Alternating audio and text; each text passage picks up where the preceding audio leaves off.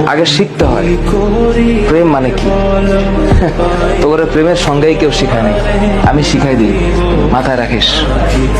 প্রেম শব্দের মানে হচ্ছে, এটা এখনকার মানুষ এটা শুনলে কেমন জানি ভিতরে একটা আউলা বাতাস লাগে।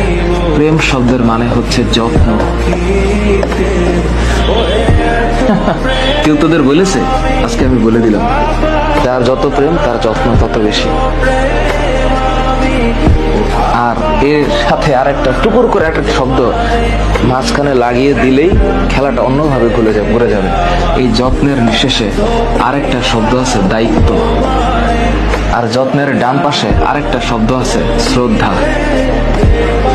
হ্যাঁ, আর যত্নের উপরের দিকে আরেকটা শব্দ আছে, এটার নাম হচ্ছে আরেকটা জিনিস। এটা মানে এটা এই সত্যতা, এটার নাম হচ্ছে প্রেম।